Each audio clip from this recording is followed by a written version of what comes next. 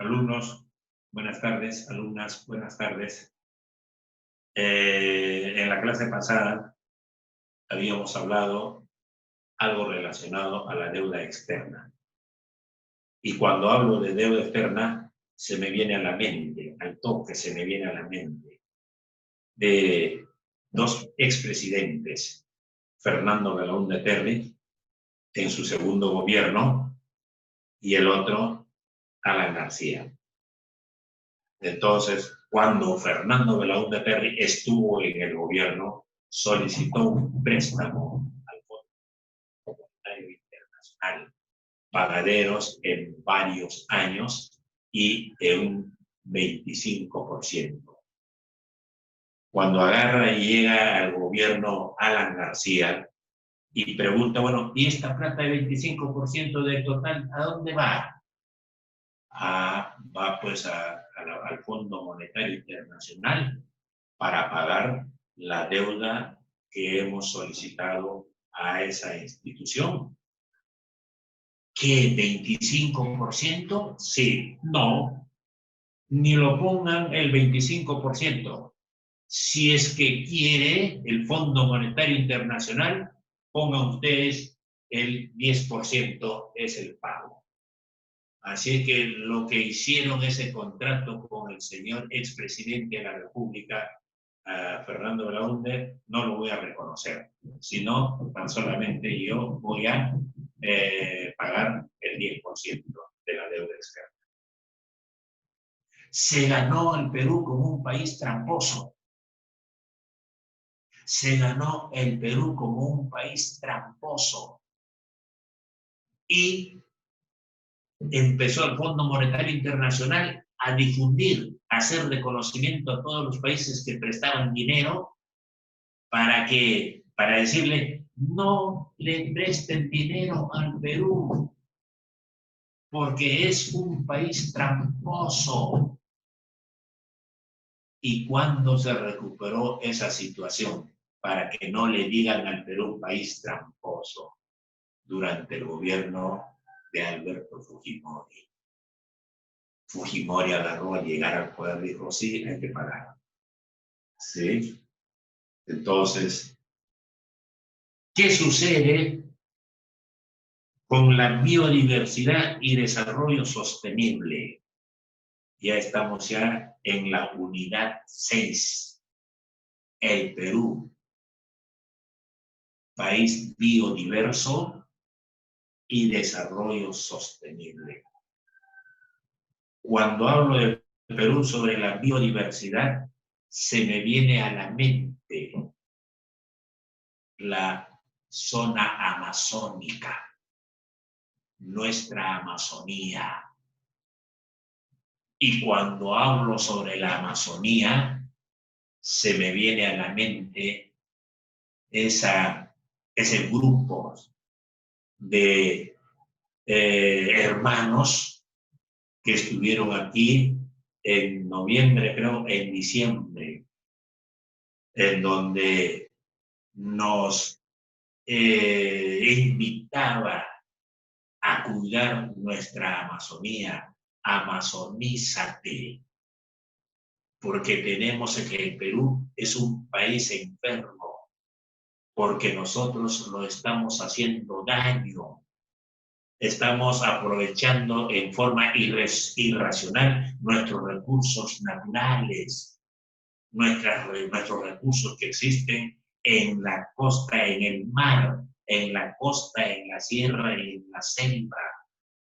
Tenemos que ordenar la casa, tenemos que limpiar la casa, tenemos que proteger a nuestros recursos naturales para las futuras generaciones y para mejorar la salud de nuestro planeta que está con suero y oxígeno. Por aquí lo tengo. ¿Dónde está? Bueno, el asunto es que yo lo tenía por aquí, esa cuestión del amazonizado. Vamos a ver entonces en esta clase, mis queridos amigos, de tercer año de secundaria, el Perú, biodiversidad y desarrollo sostenible. 1. Las corrientes del mar y de la costa. Las corrientes del mar y de la costa. El Perú se ubica en la costa central y occidental de América del Sur. Por su misma ubicación geográfica, ya sabemos nosotros de que la Tierra tiene la forma esferoidal, achatada en los polos y ensanchada en el Ecuador. Polo norte y polo sur, y el Ecuador geográfico. Debajito del Ecuador geográfico está ubicado el Perú. Y por su misma ubicación geográfica tenemos este clima. Por su misma ubicación geográfica tenemos esta biodiversidad. Por su misma ubicación geográfica tenemos estos diferentes medios naturales.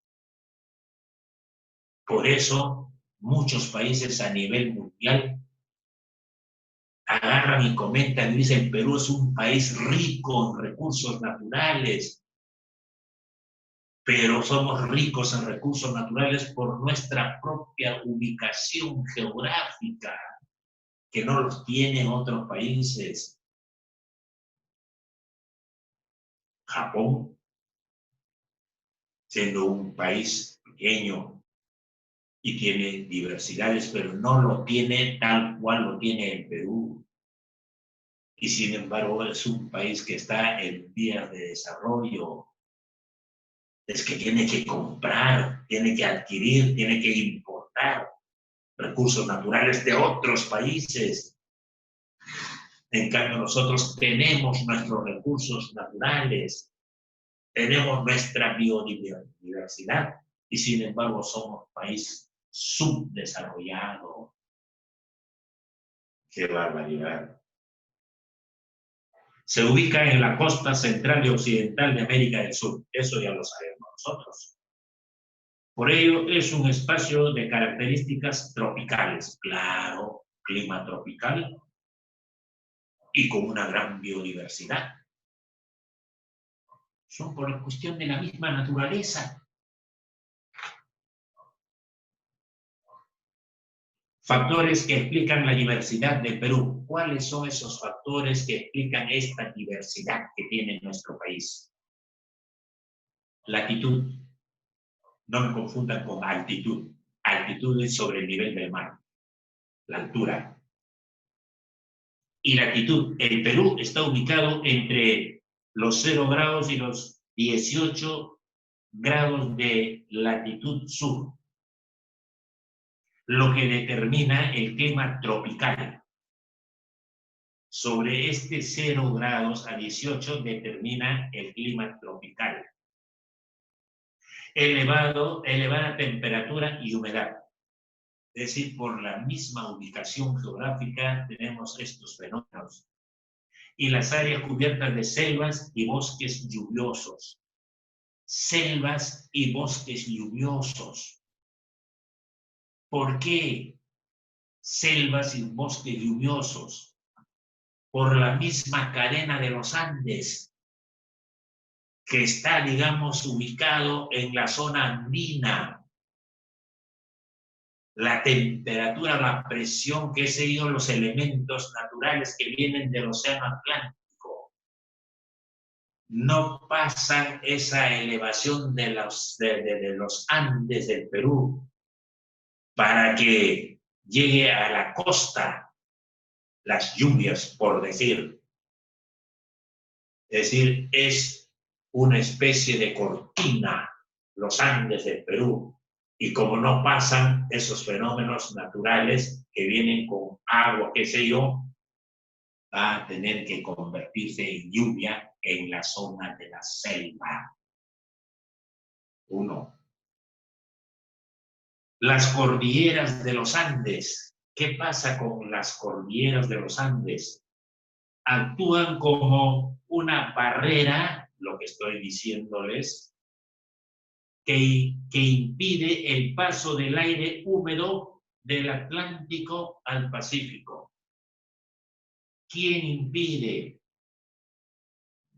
La cordillera de los Andes, pues, elevados sobre una altitud de 6.000, 8.000 metros de altura sobre el nivel del mar. Esto origina grandes precipitaciones en el lado oriental. Es decir, como no hay empase, es una cortina, la cordillera de los Andes no deja pasar esos fenómenos que vienen del Atlántico, entonces va a agarrar y va a tener que las lluvias en la región de la selva. Por eso la selva es una región con bastante biodiversidad. A diferencia de la parte occidental caracterizado por escasas lluvias. La parte occidental caracterizado por las escasas de lluvias. Claro, esas lluvias, esa humedad que está en la selva no pasa pues a la costa. ¿Por qué? Porque la cordillera de los Andes impide. Por eso no existe esas lluvias torrenciales en la costa. Con la justa, algunas garúas. Pues ese es el motivo, esa es la razón, ese es el kit del asunto. La confluencia de dos corrientes marinas es otra de los factores. La confluencia de dos corrientes marinas. ¿Cuáles son esas corrientes marinas? La corriente peruana o de Humboldt y la corriente del Niño.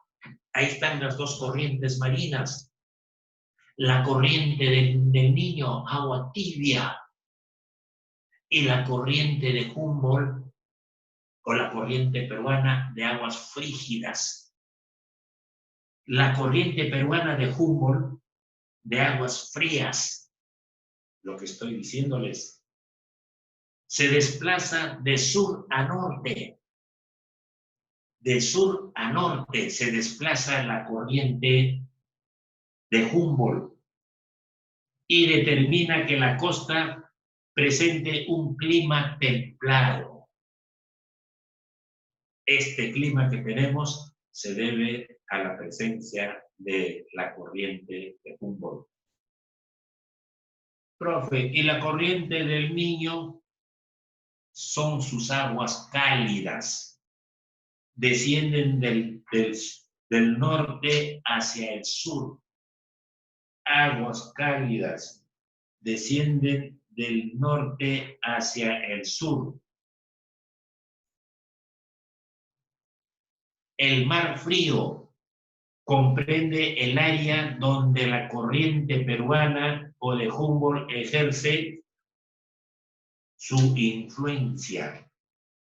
Vamos a ver aquí. Características del mar frío. ¿Por qué se caracteriza? Por albergar una gran variedad de especies donde se encuentra el fitoplancton. El plancton está conformado por el fitoplancton y el zooplancton. El fitoplancton viene a ser las plantas y el zooplancton viene a ser los animales. Fitoplancton y zooplancton. Entre los dos, el plancton. Dice, por albergar una gran variedad de especies donde se encuentra el fitoplancton. Factores que favorecen la existencia del fitoplancton. ¿Por qué existe en nuestro mar cantidad de animales y vegetales? ¿Cuáles son los factores? Primer factor, la frialdad de las aguas. Las aguas de nuestro mar son frías, son frígidas, debido a la corriente de Humboldt, a la corriente peruana de Humboldt. Ese es su primer lugar. Factores que favorecen la existencia del fitoplancton. Por la luz solar, por la luz del sol, por el afloramiento de las aguas y por la alta salinidad. ¿En qué consiste el afloramiento de las aguas? En la salida de la profundidad del mar hacia la superficie, porque el agua en la profundidad es frígida, es fría. Entonces, de vez en cuando se produce este fenómeno del afloramiento de la profundidad de las aguas del mar hacia la superficie. Por eso algunas veces, cuando uno está en la playa, en el mar, aquí el agua tibiecita, agarramos y decimos, ven por aquí porque el agua está tibiecita. En cambio, por ahí está fría el agua. ¿Por qué? Porque aquí se ha producido pues, ese fenómeno del afloramiento, en donde sale el agua de la profundidad hacia la superficie. Otro, la alta salinidad. Cualquier cantidad es salada el agua del mar. Las comunidades bióticas del mar. Frío, las comunidades bióticas.